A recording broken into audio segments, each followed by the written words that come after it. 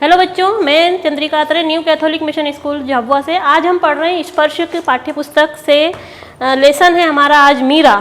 तो निश्चित है कि इसके पहले के सारे वीडियो आपको समझ में आए होंगे और जितने भी आपको पीडीएफ फाइल्स वगैरह सेंड की गई हैं, आप आई होप आप उन लोगों को उनको पूरा प्रिपेयर करेंगे। क्योंकि आपकी एग्ज़ाम स्टार्ट हो रही है PT1, जिसमें कि आपको अच्छे से प्रिपेयर करना है। स्पेशली 10th बोर्ड जो स्टूडेंट्स हैं उनको तो बहुत ही अच्छे से। कुछ बच्चों का क्वेश्चन है कि मैम कॉपी बनानी है, तो हाँ बिल्कुल कॉपी बनानी है आपको आपके नोट्स पूरी अच्छे तरीके से प्रिपेयर करने हैं। जैसे आप क्लास में हर बार एक लेसन फिनिश होने के बाद आप एक अपनी कॉपी कंप्लीट बनाते थे, बस उसी तरीके से आपको अपने घर पर भी उसको कॉपी को एक बनाकर रखना है। अपने सारे नोट्स जितनी भी PDF फाइल के द्वारा मैंने आपको सेंड की हैं ग्रुप में, वो सारे आपको आपकी एक कॉपी में लिख कर रखना है। उसका कारण ये है कि जब भी स्कूल आपके रीओपन होंगे तो आपके पास एक अच्छे से नोट्स बने हुए होंगे, जिसको कि आप अपने एग्जाम के टाइम पे उनको अच्छे से आप यूज़ कर सकते हैं या पढ़ सकते हैं। तो निश्चित है कॉपी आपको बनानी ही है, इसके लिए अब कोई ऑप्शन नहीं बचा है आप लोगों के पास।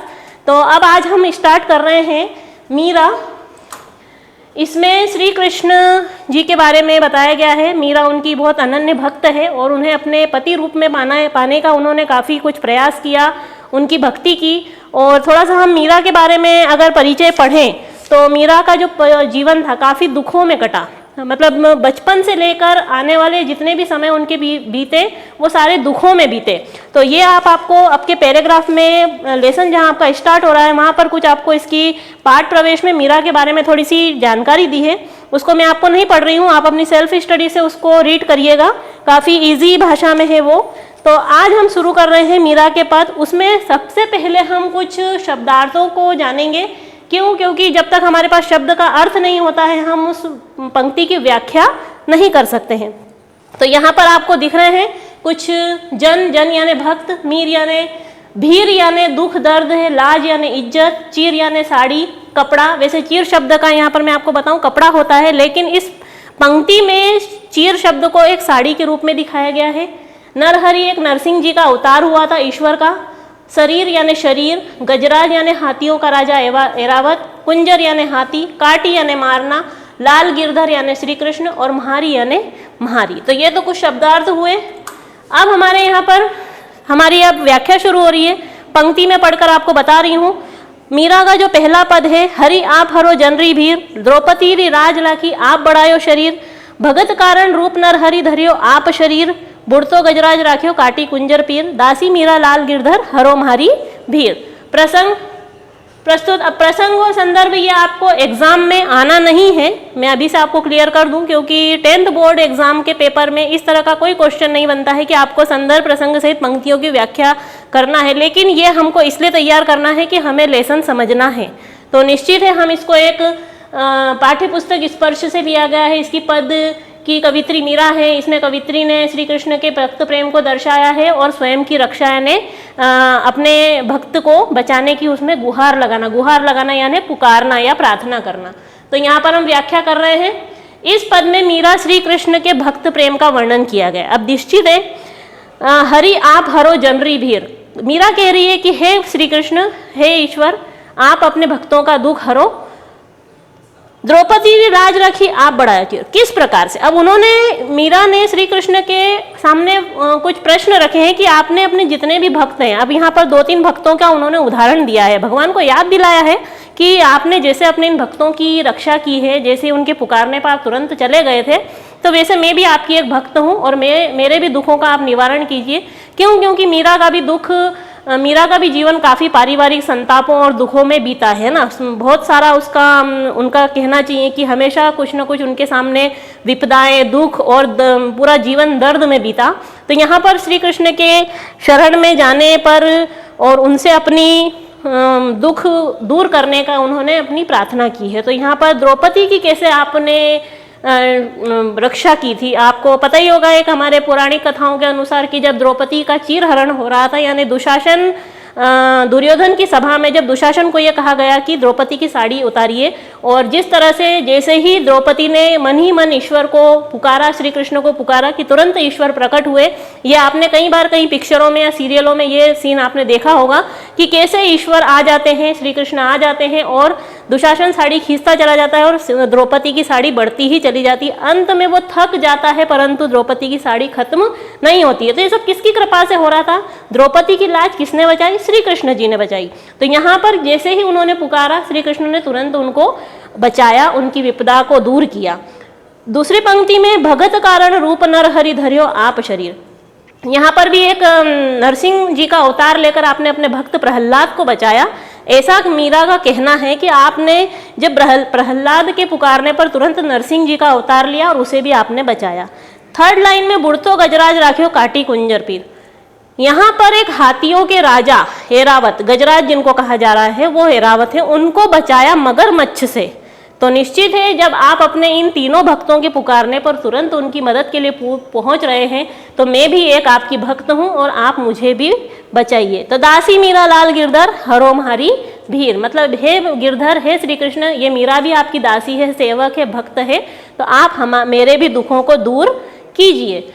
अगली पंक्ति में हम देख रहे हैं श्याम माने चाकर राखो जी, श्याम माने चाकर राखो जी, गिरधर लाला माने चाकर राखो जी। यहाँ पर चाकर शब्द यहाँ पर नौकर से लिया गया है कि हे श्री कृष्ण मुझे अपना नौकर बना लीजिए। आप शब्दार्थ देख ही रहे हैं, सारे शब्दार्थ आपके सामने आ गए सेकंड पंक्ति के।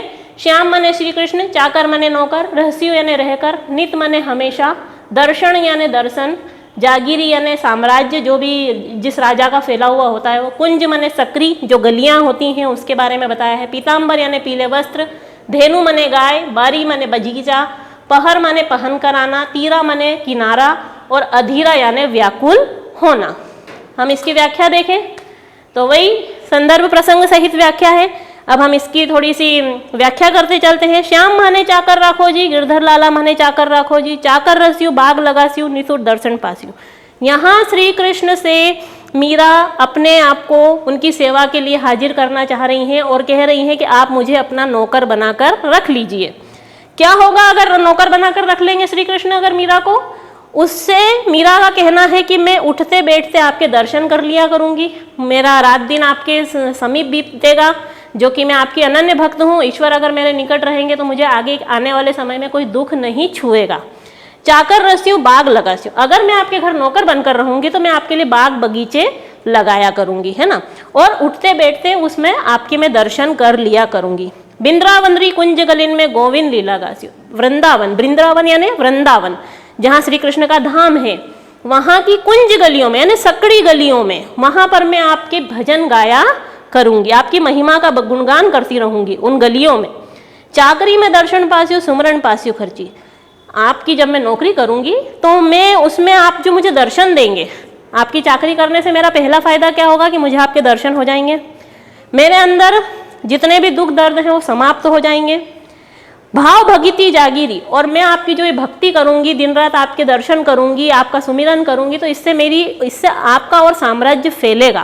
कहते हैं ना किसी के बारे में, किसी के अच्छाइयों के बारे में अगर हम जगह जगह बताएं तो वो प्रसिद्ध होता है ना, ईश्वर से यहाँ प्रसिद्ध है। लेकिन मीरा क्या कह रही कि मेरे भजन गाने से, मेरी आपकी अनन्य भक्ति करने से तो आपकी और ज्यादा प्रसिद्धि हो जाएगी, आपका और ज्यादा ऐश्वर्य बढ़ जाएगा। भाव भगिती, हाँ, मोर मुकुट पीताम्बर सोए। देखिए ये जो सेकेंड पैराग्राफ है यहाँ पर इसको डिवाइड नहीं किया गया है, लेकिन हम क्या कर रहे हैं कि इसको हमने बीच में से ब्रेक कर दिया है। यहाँ पर मोर मुकुट जहाँ से आपका ये वाली लाइन शुरू हो रही है, कई बार क्या होता है कि यहाँ पर श्री कृष्ण के रूप सौंदर्य से क्वेश्चन बनता है कि किस पंक्ति में श्री कृष्ण के रूप सौंदर्य का वर्णन किया गया, यानी श्री कृष्ण भगवान कैसे दिख रहे हैं वो किस पंक्ति में है या उसकी व्याख्या क्या है। तो यहाँ से आप अपनी बुक में इसको डिवाइड कर लीजिएगा, यहाँ पर नहीं हुआ है इसलिए।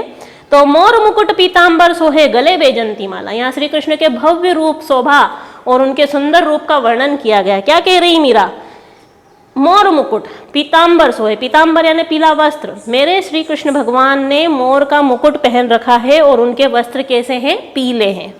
गले बेजंती माला, उनके गले में वैजंती माला, वैजंती माला यानी तरह तरह के फूलों की माला, एक माला नहीं, एक फूल की माला नहीं, सभी प्रकार के फूल पसंद है हमें श्री कृष्ण को। तो गले बेजंती माला, वृंदावन में धेनु चरावे मोहन मुरली वाला, वृंदावन, वृंदावन यहाँ पर वही वृंदावन में बता दूं आपको, धेनु यानी गाय चराने वाले और मधुर बांसुरी बजाने वाले, ऊंचा ऊंचा महल बनाओ बीच बीच राखो बारी। हे श्री कृष्ण, अगली पंक्ति में मीरा उनसे प्रार्थना कर रही है कि हे श्री कृष्ण, आप जो मैं ये जो बगीचा बनाऊंगी, जैसे ही वो नौकर रखेंगे मीरा को तो वो बगीचा बनाएंगी, उस बगीचे के बीच में आप बहुत बड़ा मेरा अपना एक महल बनाना और उसके बीच में बारी, बारी यानी खिड़की, और बीच बीच राखो बारी। जब आपका इतना बड़ा भव्य महल होगा और उसके बीच में आप एक बारी बनाना, खिड़की बनाना, और उसमें से आप मुझे दर्शन देना। सांवरियारा दर्शन पास्यु पहर कुसुम्बी साड़ी, और उनमें मैं श्री कृष्ण के दर्शन किया करूंगी। पहर कुसुम्बी साड़ी, कुसुम्बी यानी लाल, लाल रंग की साड़ी पहनकर मैं श्री कृष्ण भगवान की पूजा अर्चना करूंगी या उनके दर्शन पाऊंगी। आधी रात प्रभु दर्शन दीजो जमुना जीरा तीरे। जमुना जी यानी यमुना जी, यमुना नदी, जो कि श्री कृष्ण भगवान की प्रिय नदी है। उन्हें गाय पसंद है, उन्हें यमुना नदी के किनारे रहना पसंद है, उन्हें मुरली बजाना पसंद है, उन्हें अपने भक्तों की पुकार पर तुरंत पहुंचना उन्हें अच्छा लगता है। तो हमारे यहाँ श्री कृष्ण भगवान की बहुत सारी यहाँ पर उनकी जो कहना चाहिए कि उनके अंदर की जो कहते हैं एक शक्ति जो होती है वो उसका वर्णन किया गया है। तो यहाँ पर मीरा फिर कह रही हैं कि आप मुझे, हे ईश्वर, हे श्री कृष्ण, मेरे अंदर भी बहुत दुख है, मेरे अंदर भी बहुत सारा दर्द है, आप उसको दूर करो और आधी रात को प्रभु दर्शन देना। मैं पहुँच जाऊँगी जमुना नदी के किनारे। यमुना नदी के किनारे ही क्यों बुला रही हैं? क्यों? क्योंकि मुझे पता है कि वो आपकी एक पसंदीदा जगह है। आप यमुना नदी के किनारे रहना पसंद करते हैं, तो निश्चित आप मुझे वहाँ बहुत जल्दी मिलेंगे। तो प्रभु जी मुझे दर्शन दीजिएगा। और मीरा रा प्रभु गिरधर नागर, हे प्रभु, आप किसके प्रभु हैं? मेरे प्रभु हैं, मीरा के प्रभु हैं, और आप मुझे आधी रात को दर्शन देना। हिवरो घणो अंधेरा, हिवरो यानी मेरे हृदय में भी बहुत दुख है, अंधेरा यानी बहुत दर्द है, जिसको सिर्फ एकमात्र आप ही दूर कर सकते हैं। तो यहाँ पर हमने मीरा के कुछ पद पढ़े, जिसमें पहले पद में हम फिर से थोड़ा सा मैं आपको रिवीजन करवाऊँ कि पहले पद में मीरा श्री कृष्ण से अपनी रक्षा के लिए पुकार रही हैं। वो अन्य अन्य भक्तों का उदाहरण देकर बता रही है पहले पद में कि आपने अपने सभी भक्तों का पुकारने पर कैसे दुख दूर किया, वैसे आप मेरा भी करिए। सेकेंड पैराग्राफ में, सेकेंड पंक्ति में श्री कृष्ण को वो अपना नौकर बनाकर उनकी चाकरी यानी उनकी नौकरी करने की, उनकी सेवा करने का मौका देने की प्रार्थना कर रही हैं। तीसरे में वो अपने श्री कृष्ण का रूप सौंदर्य का वर्णन कर रही हैं कि मेरे श्री कृष्ण, मेरे प्रभु कितने सुंदर हैं और वो क्या क्या पहनते हैं, तो उनका रूप सौंदर्य और बढ़ जाता है। तो निश्चित है ये सारी चीज़ें आपको थोड़ा सा समझ में आई होंगी। इसके कुछ प्रश्न उत्तर हैं, वो आपको इसी व्याख्या के अंदर ही आपको प्राप्त हो जाएंगे। आपको सभी प्रश्न उत्तर करना है और इनकी जो व्याख्या है उनके ही आधार पर आपको इस पाठ को पूरी तरह से समझने का प्रयास करना है। मीरा का जो आपको जीवन परिचय है वो आपकी बुक में है, आप उसको थोड़ा सा एक रीड करिए। हालांकि जीवन परिचय से कोई प्रश्न बनता नहीं है आपको मेन एग्जाम में आपको सिर्फ और सिर्फ लेसन के पीछे के सारे प्रश्नों के उत्तर को ही करना है। तो ठीक है, आपको ये कुछ समझ में आया होगा और नेक्स्ट वीडियो के लिए हम फिर मिलेंगे। Okay, thank you.